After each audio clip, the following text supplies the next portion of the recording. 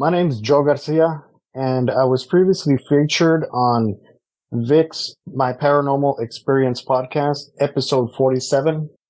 And I'm back to share some more paranormal experiences that happened throughout my lifetime.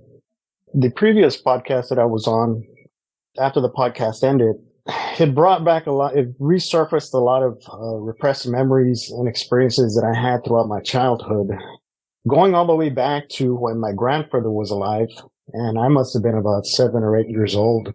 He would tell me stories of his childhood and his struggles and his paranormal experiences. So my grandfather, he was born in Guadalajara, Mexico, deep down in Mexico, back in 1901.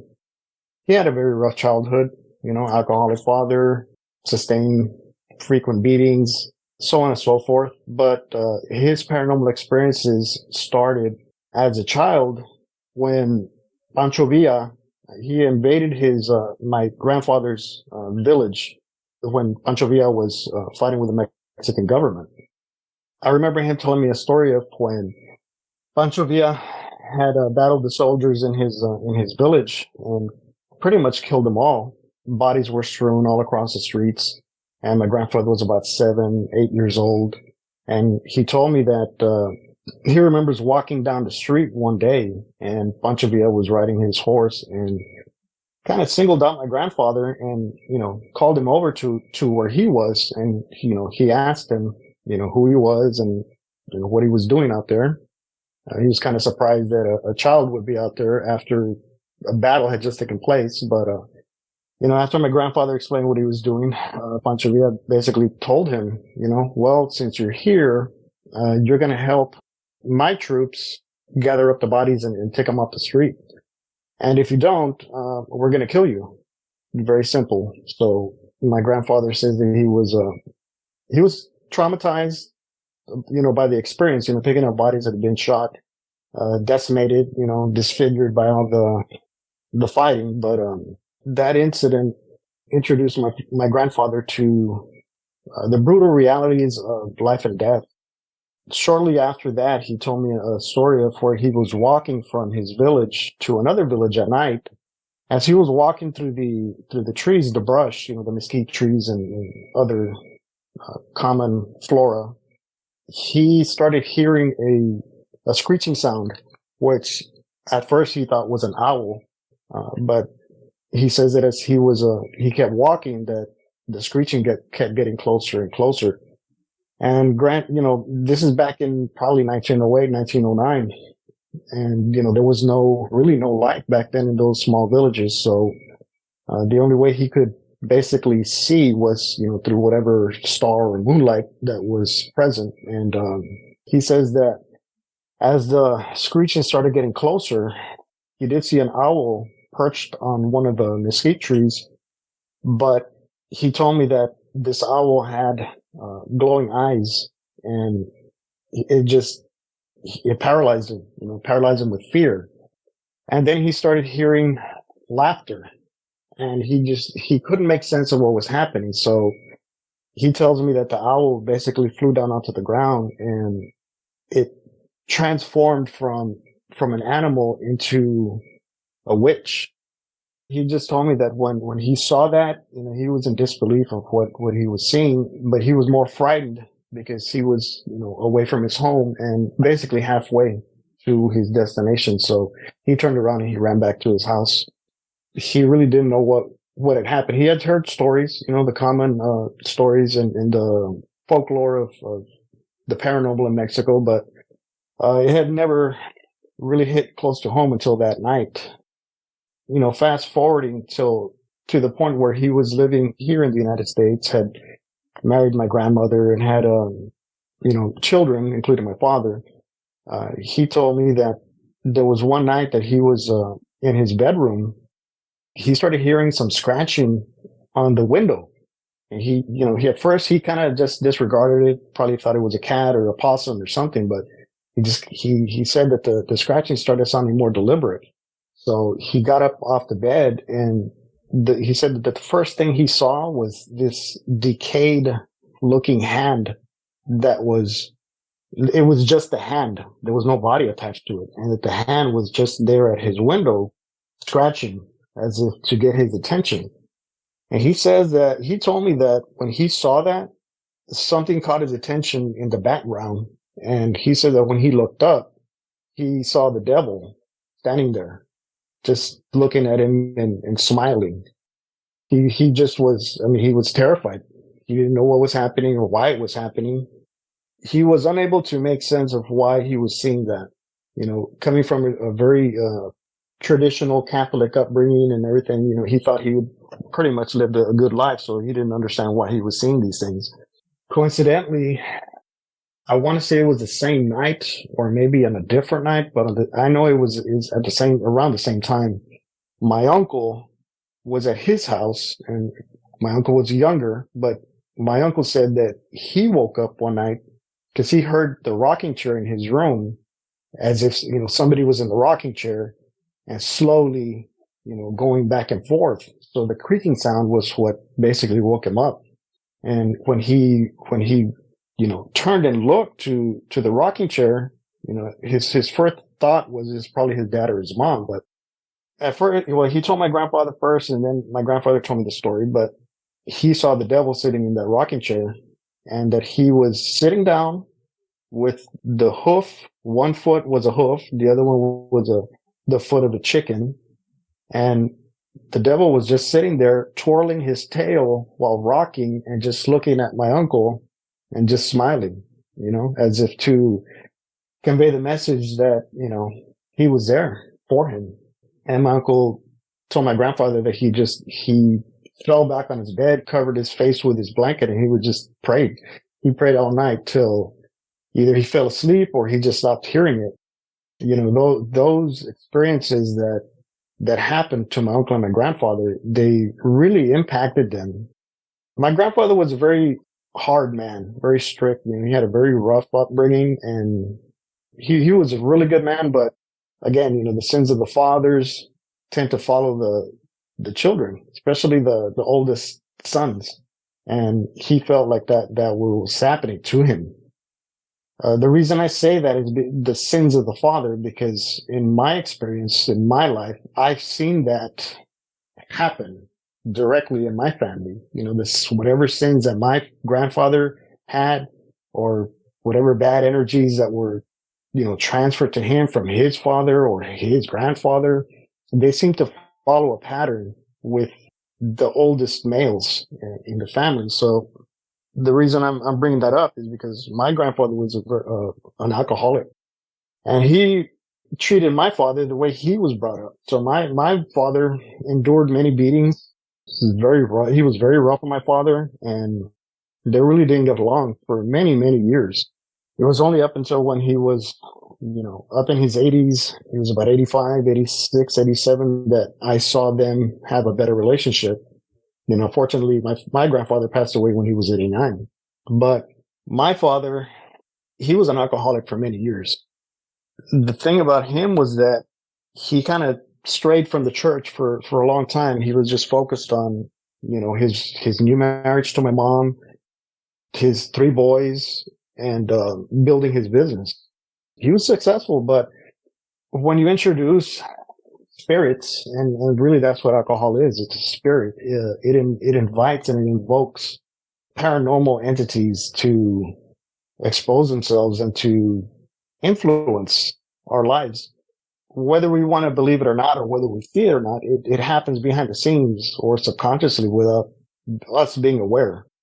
My dad, I remember that when I was probably a teenager, his business was very successful. It got to a point where we were doing very well. That being said, I had a family member who, you know, I won't really mention how they're related, but they dabbled in witchcraft. I didn't learn that till years after all this settled down, but they were involved in witchcraft, and they had a lot of envy towards my father and my mother. So I remember one day showing up to the house, and I see a black porcelain cat sitting on the front steps, and there was a note attached to it, and it basically said, "Oh, you know, dear so and so, This is a gift. I hope you like it. Blah, blah, blah. And it was from that family member. We saw it and we were like, we got a bad vibe. And my dad said, take it out to the back in the alley and destroy it. It has no purpose here. Like it's wrong. Like there's something wrong with this picture. So I did what he asked. I took it out to the back, broke it, smashed it. Shortly after that, things started happening in the house. Shadows. We started seeing shadows, and I know it's common to see shadows here and there, but these were deliberate shadows. The corner of your eyes, you would see them, either peeking out from a room or in the hallway. Just always being out of direct sight, but you could feel and you could kind of see that they were there. And no sooner that happened that my father's business started getting negatively affected by one of his employees, and he ended up losing his business because of one mistake that his employee did. So he went from earning hundreds of thousands of dollars a year to having to shut down his business in order to avoid being sued. It sent my father into a massive depression, and he started drinking even more heavily. And of course, that strains any marriage, but it really affected the marriage between my mom and my dad to the point where he just kind of lost his way. He just stopped working, stopped caring about anything. And my mom, after a year of that, had no choice but to divorce. In her mind, that was the only option, was to divorce him and focus on her three boys. Looking back, I wish I had been more aware and more mature of what was happening so I could have helped them. But of course, I was a kid. I was young and naive. After that happened, my dad started getting arrested for driving while intoxicated. And he amassed 6 DUIs in the span of maybe 10 years. He always kept getting arrested and really not caring about what was happening because he had friends in law enforcement. He had friends in the judicial system, and they always seemed to help him get off with just a slap on the wrist. That luck can only last for so long before something happens, and that's what happened with my dad. He got arrested for the 7th time, and he was facing at least 20 years in the Huntsville State Prison here in Texas. When he was faced with that, he decided to, I'm going to try to straighten my life out, get back with God, and, stop drinking and try to make things right.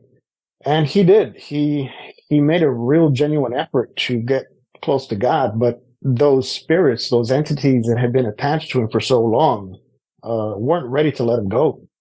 They did a lot of things to him, spiritually that really tested his faith. He fought real hard to stay true to God. And when he went to court, I remember when he went to court, his own lawyer told him, like, there's no way around it. You're going to do at least 20 years in state prison. So he was ready to, face the music. He went to court. He sat in front of the judge. The prosecutor showed up late. The judge was kind of annoyed about that. So when the prosecutor ended up showing up and the judge asked him, what's the problem? Why are you late? The prosecutor told him, like, I'm sorry that I'm late, but we cannot find my dad's files. They had solid evidence. They had solid proof. They had everything, but they lost all the files, all the documents related to all his arrests, to his most recent arrest. They could not find them. And my dad was just there, like, stunned. He couldn't believe what was happening. So the judge ended up lecturing my dad for a little while and basically telling him, like, you should be on a bus right now headed to Huntsville to do 30 years in prison. But because the prosecutor lost your files, I had no choice but to dismiss this most recent charge. And he said, Mr. Garcia, this is a once in a lifetime opportunity. Don't mess it up. My dad, from that moment on, he was just like, I wouldn't want to say a completely changed man, but he realized how lucky he was That being said, the bad spirits and the entities that were still attached to him, they came back with a vengeance. They didn't want to see him happy, and they wanted to destroy him. So during that time, I was going through my own personal problems, exiting a bad relationship, drinking. I picked up the same bad habits that my dad did. My dad basically raised us to be like, okay, you're gonna live and you're gonna learn from your mistakes. I really had no guidance, so I was always in trouble. I was always drinking, fighting, partying, doing everything that I shouldn't have been doing. But that's the way my dad was brought up, and that's the only way he knew how to raise us. So, I was always really good with my hands. I loved to fight, and that kind of elevated my ego and my pride to a point where I thought it was invincible. I started straying from church. I was always an altar boy. I was very faithful to church, and I just stopped believing in God, really, especially after my grandfather died. I lost faith, and I allowed myself to be vulnerable to the bad side of life, for the bad spirits. And it did affect me, but I remember there was one time when, my father, like I said, he just avoided, going to prison, and I put him in a situation where I was going to get into a fight with some neighbors over alcohol. And I called my dad and I told him, Dad, I'm going to go over there and I'm just going to beat the crap out of, 3 or 4 of them because, they stole some beer, blah, blah. I was drunk and I was just being stupid. My dad said, no, you're not, whatever. And he was supposed to drive, but he got in his truck and he started driving to my house and he got arrested again. That arrest triggered the events that I'm going to share right now. The paranormal experiences, the real, true paranormal experiences that I witnessed him go through. When he got arrested, they threw him into county jail, and he told me, he goes, I remember I was in the holding cell with 10 other guys. I started seeing a woman in the holding cell with us, and she was very beautiful, gorgeous, but she had a snake around her neck. She had like little trolls or little demons around her, and they were just salivating and just looking at me and just waiting to get me. He was like, because I saw these things just start appearing from behind these other guys that were there. He scared the entire cell, this group of men that were in there for various crimes. He scared them so bad with how he was reacting to the entities that he was seeing, that the sergeant on duty and the other corrections officers opened the door to the holding cell and took everybody out except my dad.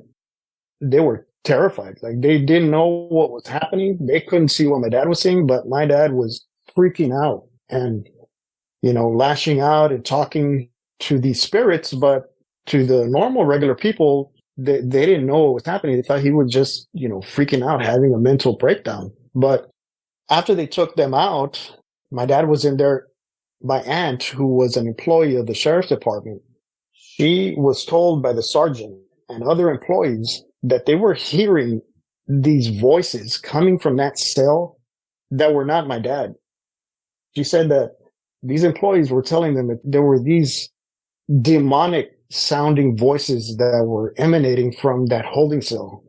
And they were so loud, frightening to them, that they literally opened the holding cell door to my dad, where my dad was being held, and they told him to get out, to literally get out and walk out of the jail, just leave. I've never heard of that happen before, but they were that scared of what was happening.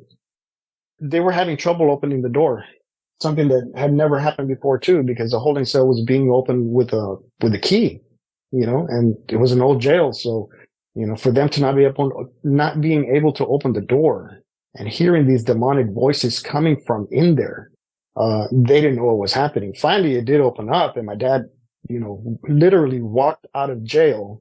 I was at a party with my brother on that night. I had no idea what was happening. My brother and I we had a lot of friends, and we had spent the last 2 days setting up this party at my friend's ranch. We had 8, 9 kegs. Like it was going to be just an amazing party. That night that we showed up, for some reason, my brother and I we were not in the mood to be there. I told my brother, I said, I don't feel like being here, dude. And he was like, I don't either. He was like, let's just go. Let's go home. And everybody was just freaked. They were like shocked. They were like, what do you mean? Like, you've helped us for the last 2 days to set up this party and barbecue and everything. We're going to have at least 100 people there. Like, it was going to be an amazing party, but something was telling us to go home. We didn't understand it, but we just went with our instinct and we left. When I got home, my brother walked in first, and the first thing he told me was like, hey, the door was unlocked. And I just remember seeing myself walking towards the house phone, and without even thinking about it, I picked it up, I turned it on, and I just hit redial. For some reason, I just hit redial, and it started ringing, and on the other line was my cousin. And I'm like, well, were you here at my house right now? And she was like, yes. She's like, we picked up your dad. And I'm like, what do you mean you picked up my dad? So she told me a little bit about what had happened. And I said, well, where is he? And she was like, well, he's at his brother's house, your uncle's house. So I told my brother, we got in the truck, we headed over to his house. And I remember, like it was just a few minutes ago, I remember seeing my dad standing in the doorway when we got there. And he looked normal. He appeared normal, but he kept picking at his arm. Like he was trying to take something off his arm, but there was nothing there. And I'm like, Dad, what are you trying to do? And he was like, nah, just these things, they don't get off me and whatever. And like, we're kind of like, whoa, what's going on? So they told us a little bit more about what had happened. And they're like, we think he's going through, some type of alcohol withdrawal syndrome or, something, maybe a mental break. But he's going to stay here for the night, and he'll be in your cousin's room. And that's what happened. So me and my brother went back home. The next day, the next morning that we show up, my cousin was telling me that, he was like, all night, your dad kept talking to somebody in the closet. He was like, somebody was in the closet. And when they asked my dad who he was talking to, he was like, the devil. It was like the devil was in the closet telling me that he was going to take me. And I'm like, well, what did he look like? And he was like, it was just this man dressed in black with a black hat. And I really couldn't see his face, but I knew he was a devil. And he was just telling me that he was here to take me. That event triggered, 2 weeks being in the hospital, going through these so-called hallucinations, but, they were real. I remember when we would visit my dad in the hospital, we'd be sitting next to his bed and he'd be talking to us, like regular, normal. And then all of a sudden you would see his eyes start to follow something in the room, and he'd start talking to them and telling them and cussing at them to leave. And I'm like, Dad, who are you talking to? Who do you see? And he was like, that woman that was in that cell that night. She's there. She's here. I see snakes coming out of the light fixtures, and, they're here. They're here for me. And he was terrified, but he was also upset that they wouldn't leave him alone. After a couple of weeks of these things happening, they kind of settled down, and, my dad started acting normal, but, we started seeing things at my house.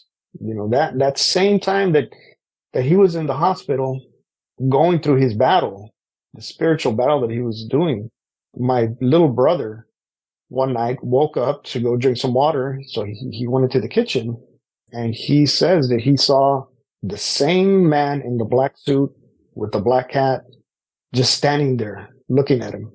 He said, I really didn't see I really can't tell you what he looked like. He goes, but I knew that was the devil. He goes, I didn't even drink water. I just turned around and went back to the room, and that was it. Like I guess he was in shock. He didn't want to deal with it. So he just went back to his room. The shadows were still there. They would peek from around the corner. They would peek in the hallway. And just as you're turning around to look, of course, they disappear. It happened to me, my brother, my mother. Start hearing shuffling of feet at night, throughout the house, knocking, scratching at the window. Like it was it was not a pleasant experience, but luckily my dad, he fought through it and he overcame those demons. It took years to get that tranquil, peaceful feeling back in that house because there was always something there that just wouldn't leave. And we traced it back. We were like, it all started when when we saw that black cat sitting on the front steps. And, just to kind of elaborate a little bit on that. In my culture, witches are real.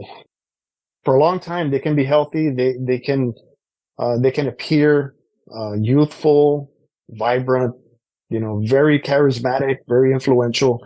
But after a certain point in time, they start breaking down and they start exhibiting the signs of what an actual witch would look like, hunched over, arthritic hands, arthritic body, always in pain. And that's what started happening to that family member, to where that family member ended up passing away because of the type of medication that they were using to treat her severe arthritis that had suddenly developed. She ended up passing away. That kind of ended, any and all of that conflict that ever existed between them and my dad. And we still can't figure out. We'll never know why it happened or why they were envious or why they had this hostility towards my father and mother, but it just was. And it affected my relationship with her children, my cousins. We went 25 years without talking to each other. And it was only until after my father died, their mother died before he passed away. It was only until after my father passed away that we started making amends slowly. We haven't fully mended, but we're on talking terms now. And it was a very traumatic experience growing up with those type of incidents. After that, the other instances of paranormal experiences I remember growing up, it revolved around the devil, really. It really did. And I never, I had faith in God. It was only when I almost drowned, South Padre Island, that I changed. Something in me changed. And I'll elaborate a little bit on that story. So I was about 23, 24 years old. I was at South Padre Island with my family, with my cousins. And at the time I'd been drinking a lot, smoking a lot, and I was out of shape. But it was a gorgeous day and the water was just beautiful. So we decided to, hey, you know what? Let's swim out to the second sandbar because it looked pretty close. So we head out there. And what I remember was that it seemed a little too easy to get out there. When we get out there, my feet are barely able to touch the sand because the waves are picking us up, putting us down, and our heads are barely above water. So I'm saying, you know what? Let's start heading back. It's too risky. So my cousin ended up taking off first, and he was in a lot better shape than I was. So, he made it.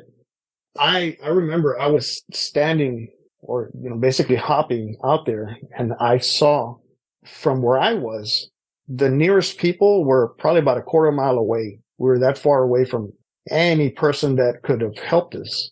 And I remember thinking, oh man, like I'm in trouble. That was the moment that I faced mortality, that I realized that I was in legitimate danger of dying. I was scared. So I start swimming back, but I'm not making any progress. At that instant, I remember of rip currents, and that's what I was caught in. Because the more I was swimming, the more I was being taken out. And I kept swimming and swimming, and eventually my arms and my legs were getting tired. I started going under, and I was scared, but the adrenaline really hadn't hit yet. I was just like, don't panic, don't panic. But I got to a point where I was so exhausted, I started, ingesting water, and my head started going further and further down into the water. Every time I would go down, of course, I'd come up, but my head would go deeper and deeper every single time. And I just remember that I got to a point where I said, you know what? I give up. And I remember just taking one last look around, and it was so peaceful. It was so peaceful, but I remember seeing my cousin. I must have been 500 yards from shore. And I remember him, he was jumping. I guess trying to see where I was. I felt bad. I'm like, what is my family going to think? I'm going to hurt them. But I was too tired. My arms were burning, my legs were burning, my lungs were burning. And I just remember going down the last time and I just let go. I just resigned myself to the fate that I was going to drown. And I remember when the last time I went down, as soon as my head went fully under the water and I started sinking, all that fear just left my body. I was looking around and the water was so peaceful. It was a greenish color, but it was so peaceful. My lungs weren't burning anymore. My arms weren't burning anymore. I was at peace. I had made peace with the fact that I was going to die. And I remember closing my eyes. I was going out of consciousness already. The moment that I closed my eyes and I just said, this is it. I remember my feet hit the sand and it was like a jolt of adrenaline that just coursed through my body. And the next thing I know is I'm propelling myself up. The water must have been maybe 15 feet deep. And, I broke the surface and I just had this insane, unbelievable amount of energy that I said, you're not going to quit. Like, you have to make it. I don't know how I did it to swim that far, but I got to the first sandbar and then I got to shore and I just remember laying on the shore for about 2 hours, just getting my breath back, getting my energy back. And that changed me. I think it brought me closer or more in tune with not I wouldn't say the afterlife, but more sensitive to the spirits and the entities around us. Because once you're that close to death, it changes you. It changes you. It changes your perspective on life. It changes your perspective on many, many things, but it also enhances your ability to sense things. I still remember that like it was just yesterday. That sense, that hypersensitivity to danger helped me avoid, well, it didn't really help me avoid, but it helped me identify real evil in the world. I'm lucky that I still possess that ability, that when I'm around others or in situations and I can pick up on things and people's energies and how they're feeling or thinking. And, in Dallas, when I was up in Dallas living with my cousin, there was one day that we got home from work and he wanted to go to a bar that night because it was dollar beers. I kept telling him, I don't want to go, dude. I don't have a good feeling. I don't want to go. And he kept pestering me and pestering me. And finally I said, you know what? I'll go. And I was only going to go to kind of look after him because he was reckless. He was even more of an alcoholic than I was at the time, but I was just going to go to kind of look after him. And so we got to the club. It was a packed club. It was at first, I was enjoying it. And we were at the bar, and this bar was kind of like a square. So there were many people all around each side. And I remember I was talking to my cousin, and I just remember turning to my left and looking across the bar, and I immediately felt this gut, like my stomach had dropped, like my heart had just dropped into my stomach, and I felt true evil. There was this guy that was just staring at me. I had never seen him before, never met him in my life. And he was just staring at me. And the look he was giving me was evil. So I turned to my cousin and I'm like, do you know that guy? Like, why is he looking at us? And he was like, oh, yeah, I met him, whatever. I looked back and this guy's doing this motion with his hand that like he's slitting his throat, but he's looking at me. And I just got this feeling like, oh my God, this is why I had the feeling that we should not be out here tonight. And sure enough, he and 5 of his friends end up walking around the bar towards us. At the time, well, even to now, I've always been in mixed martial arts. I was in boxing, kickboxing, jiu-jitsu, wrestling, everything. So I knew how to take care of myself. And I had met another guy that night that was sitting next to me who was the same thing. He was in mixed martial arts. So me and him kind of hit it off. This guy comes up to me and he starts talking a lot of smack to me. And I was like, dude, I don't even know you. So my cousin, being drunk, the drunk that he was, he gets in and he starts trying to smooth things over with him and talk to him. I just had this feeling like we need to get out of here, man. Something bad's gonna happen. Something bad's gonna happen. And sure enough, like my cousin, as soon as he turned around and walked away from them, he got sucker punched in his right side of his head and he was almost knocked out. So when that was happening, immediately, the bouncers got in. There was huge bouncers, probably about 3 or 4 of them. They got in, they took those guys out of the club.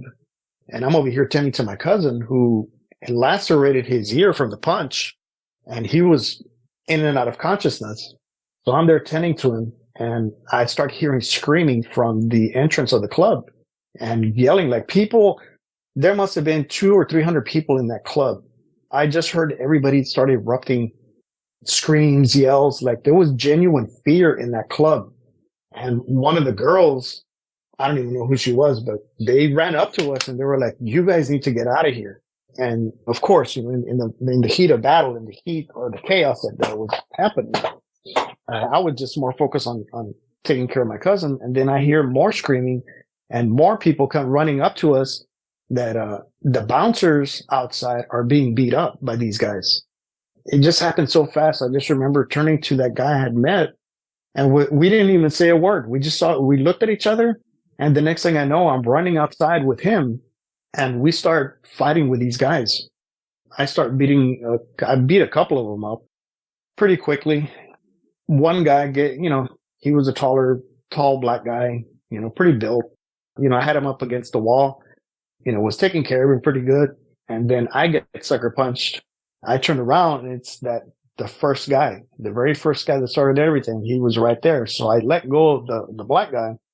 And I just do a quick look around to where we were and I see these cops. There must have been 5 cop cars and about 8 police officers that were just standing around looking. They weren't trying to arrest anybody or stop any fights. They were just literally just looking at us like they were spectators.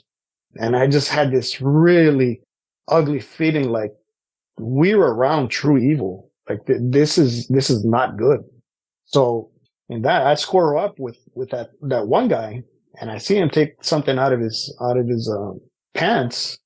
What these guys were doing was they were fighting with some type of metal like keys. They look like keys. They had them kind of like brass knuckles, and that's how they ended up hurting my cousin pretty bad.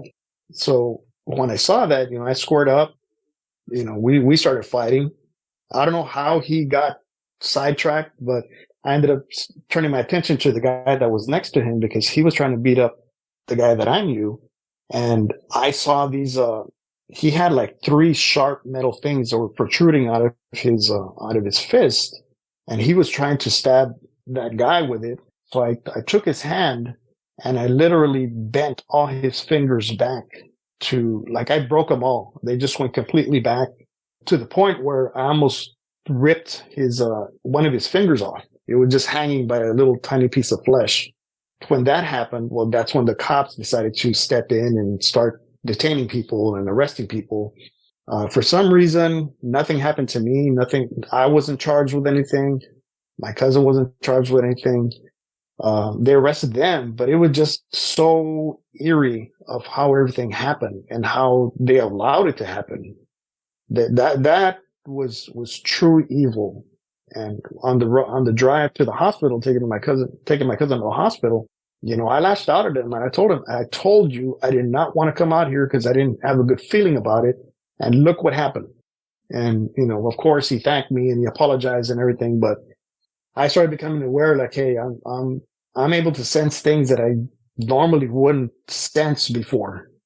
That's helped me a lot in life dealing with certain situations, but it's also exposed me to absorbing bad energies, absorbing entities and spirits that latch on. It can be helpful at times, but it can also be very draining.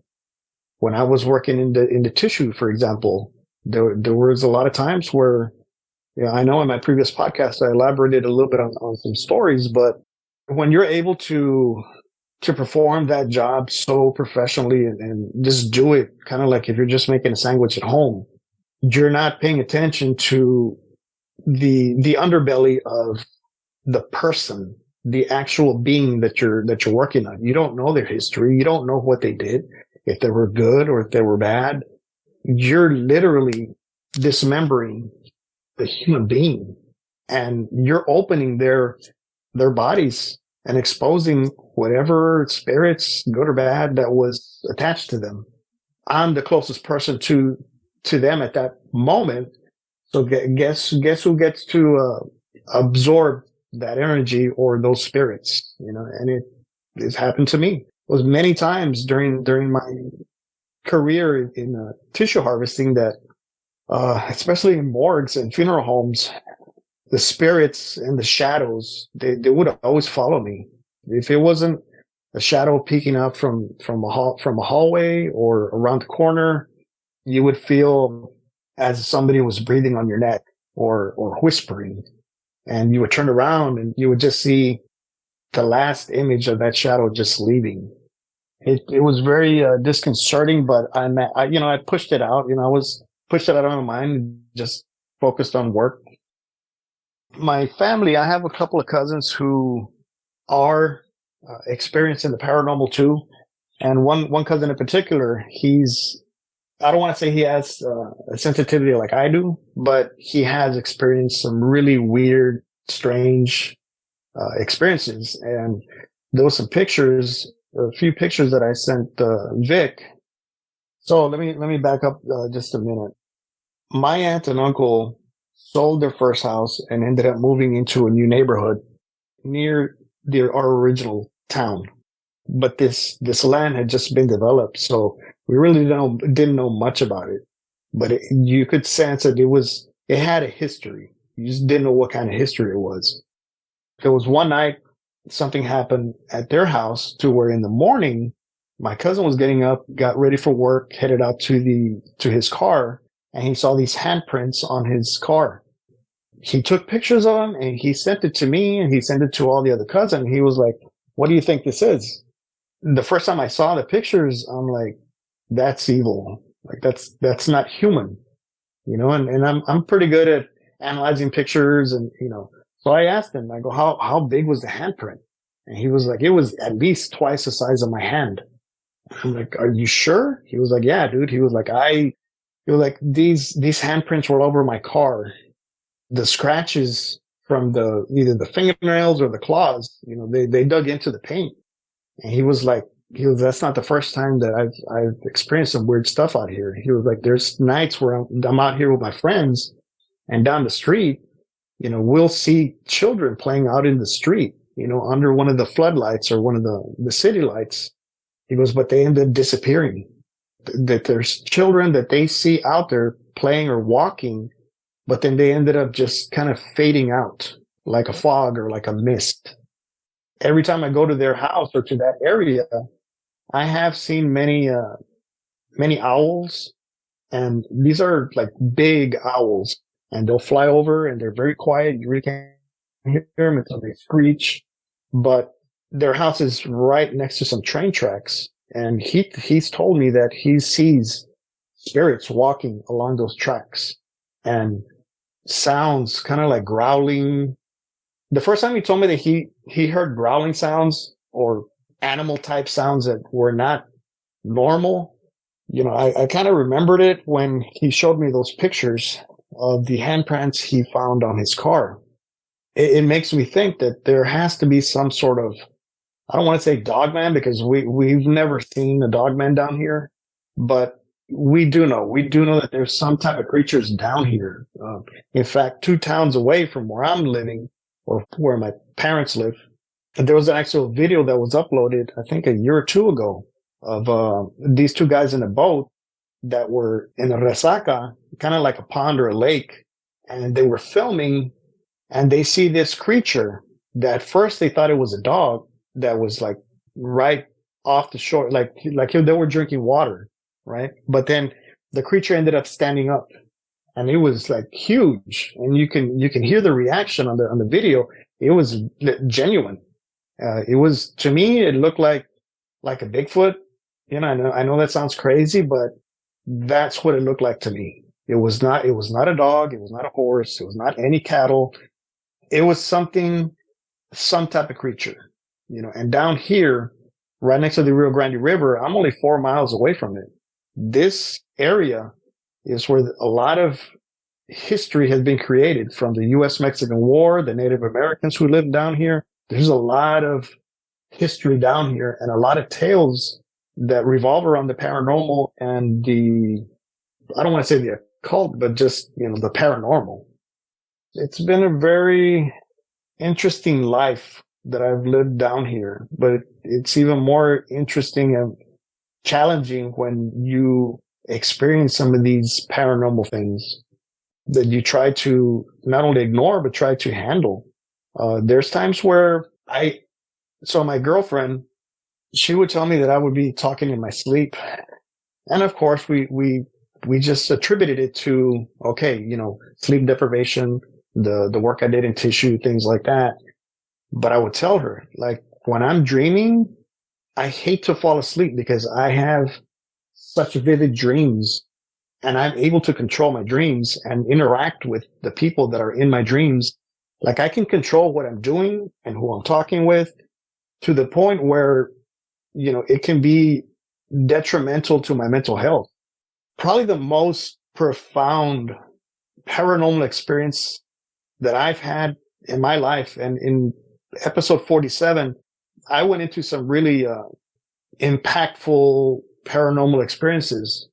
But this dream that I had, it still haunts me to this day because and I hope that I'm wrong. I hope that dream was just a dream, but it was a dream where almost like a premonition. So in the dream, I'm in a boat, kind of like a rowboat with maybe like 3 or 4 other people. And it's nighttime and somebody's rowing the boat and we're heading towards the shore, towards the dock. It's, it's nighttime. We see the obscure buildings, right next to shore, but I'm looking into the water and I'm seeing the tops of buildings. I'm seeing like framework. I'm not sure what it is. So, I asked one of the people in the boat, like, what is this? Like, it doesn't make sense. And they're like, those are the tops of buildings. And I'm like, what? Like, so we get to the dock and I remember this lady comes up to us and she was wearing a dark gray military uniform, dark gray with kind of like red and black trim. And she asks us to follow her. So we get onto the dock and we're walking in to a building and they're these giant concrete buildings. They're smooth surfaces on the outside, but they're government buildings, government or military, and people are busy. They're busy walking up and down with papers in their hand. They're like, you can tell that they're preoccupied with what they have to do. Something happened. So I see this map on the wall. So I walk up to it and I see this map, this picture of the United States, but it looks slightly different. The first thing I remember noticing was that Florida was not there anymore. And maybe like a third of Texas was underwater. So Florida was underwater. A third of Texas was underwater. The state lines, for the most part, were kept intact, like what we know them today. But some of them were misshapen. And in the middle of the United States, there was a state. I remember I was trying to read the name, but I only remember seeing the last part of the state name, and it ended with Asia. So I turned and I asked her, like, what happened? Like, when did this start? Or when did this happen? And she told me, it started in 2030. And at that moment, I woke up and I was drenched in sweat. And I was like, to me, it was a premonition. It wasn't just a dream. I've always been able to dream in color. I've always been able to control my dreams. This one, to this day, leaves me frightened for what our future holds. Considering everything that's going on right now, it makes me wonder, or it makes me tell myself, man, I really hope I'm wrong, because if that dream was in fact a premonition, we're in for life-changing events to happen that's going to impact and destroy most of our human population here on Earth. Being hypersensitive to spirits and the paranormal communicating with people in dreams, literally having conversations. And there's times, especially when I was doing tissue, where I would be so sleep deprived, trying to fall asleep, but I just couldn't. I would start having like lucid dreams and conversating with people to where, when the next day I would, analyze those events, and I'd be like, there's no way my brain could create that conversation and have that other person, talk to me and tell me things. Like, there's no way that my human brain could create that dialogue. And then for me to be talking to them about things, almost like if it was in another life or like another timeline. It really makes me believe that we have multiple layers of reality happening on Earth. And I think that helps explain why we see ghosts, why we're able to experience creatures like the Dogman, Bigfoot, and all other types of entities, for some reason, they're very difficult to record on camera. To me, it just reaffirms my theory that these interdimensional beings are actually real entities. They're real things, but they're just happening in a different timeline, in a different reality. It's almost like when you're looking for a radio station and you're trying to tune the radio, sometimes you'll hear static, or on a very clear night, sometimes we're able to listen to radio stations from the other side of the world. And I think that's what's happening with these interdimensional beings that seem to come in and out of our reality. And it's like I explained to my daughter one time, because she asked me about dreams and what they mean and things like that, and ghosts, because they're fascinated with ghosts. And I told them a couple of stories, but she asked me, she goes, "What do you think about ghosts? Do you think they're real?" And I'm like, well, I'll give you this analogy. This is my best explanation of ghosts. Right now, we're conscious. This is our reality. You and I are talking. We're here. I can feel you. You can feel me. I mean, the objects we're in and around, it's real. But when we fall asleep and we dream, we might be viewing our life. So I can have a carbon copy of myself in another timeline, in another life. And when I'm dreaming, I'm really just viewing through that person's eyes when they're awake and they're performing their daily duties or just living their normal life. So when I'm sleeping and I'm dreaming, I'm taking a glance into that other dimension. And then when they're sleeping and they're dreaming, they could be seeing what I'm doing right now through my eyes. I really believe that there are many dimensions, there's many realities going on at the same time, and they overlap, and sometimes, the signals get crossed, and we have a brief glimpse into what's happening in that reality. Now, for example, Dogman and Bigfoot and all these other cryptids, I think that they're able to intentionally cross planes at will.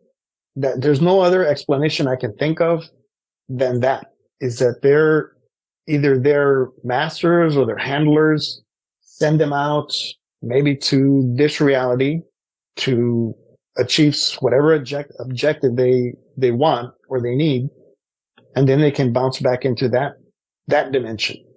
That's the only explanation my mind can come up with, because ghosts have been caught on camera. I've seen and I have experienced, ghosts in hospitals, because I spent 20 years in hospitals.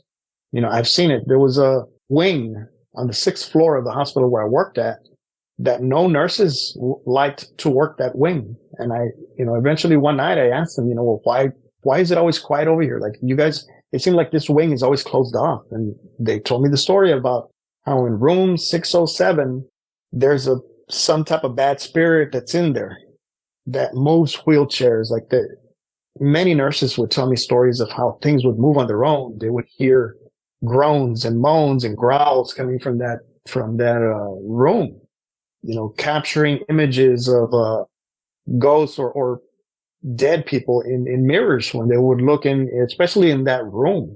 Whoever died in there had a lot of bad spirits, and they stayed there when that person died. In the ICU where I worked at, there was a lot of paranormal experiences too. I remember there was many times where, you'd walk into a room, to refill medication or talk to a nurse, and you would see things move on their own. You would see shadows, but not just out of the corner of your eye. You would literally see them, for example, kind of looking out from behind a curtain or walking through the hallway and disappearing. Those type of spirits, they exist in some plane that we don't fully understand. They're real.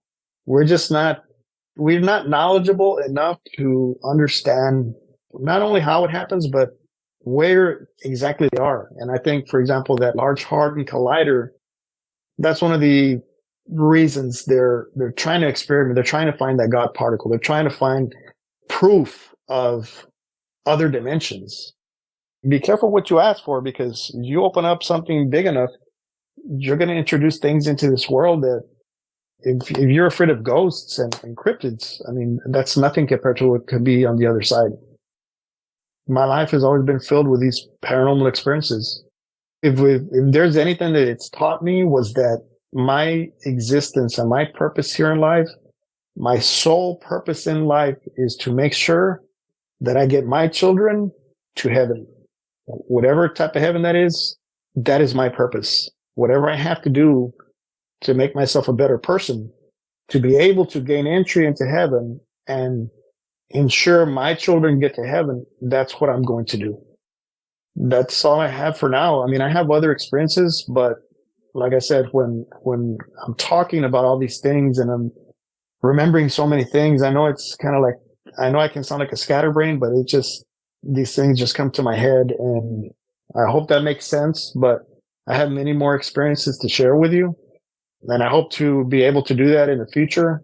But for now, these are the experiences that have been the most impactful and that resurfaced after episode 47. Thank you for your time, and I hope to be able to share more stories in the future. If you've had a paranormal experience and would like to be a guest on the show, please contact us by going to myparax.com. That's myparaex.com. Thanks for listening.